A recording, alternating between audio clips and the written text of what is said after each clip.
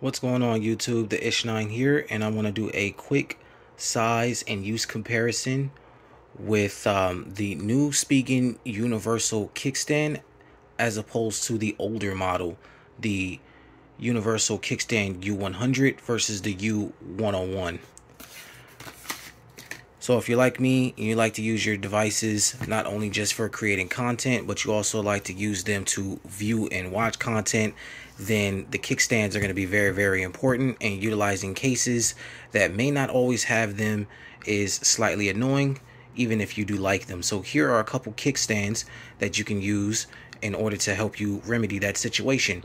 This is how both of these kickstands is going to look on the back of the phone. You pretty much just take the sticker label off of it and you try to find a happy spot where you like to kind of lean the phone back that can hold up the weight of the device without being too flimsy. So this is the older model, the U101 here. It also comes with an additional adhesive sticker in case you got to take it off and peel it on to something else.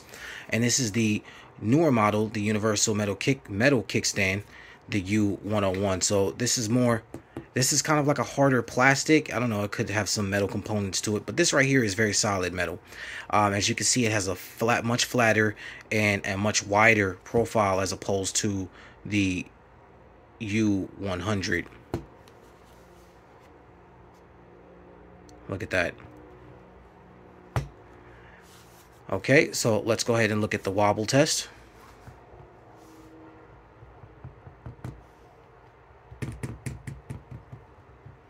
And it's all going to depend on the placement of where you put it at.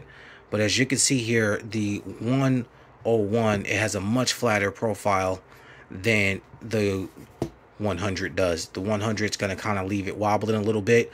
So you definitely want to make sure that you have a case that can help out with that camera bump. So that way you don't get any scratches on that camera lens. So as long as that case is deep enough to hold it, you should be fine. You should be pretty much fine. Okay, now let's go ahead and open it up and take a look how they look when it is fully open. So for this one, it has kind of like a little ridge there where you can kind of put your finger in. Hold it up like that. It's still sturdy. This is a pretty gigantic device. You're looking at a 6.5-inch device here.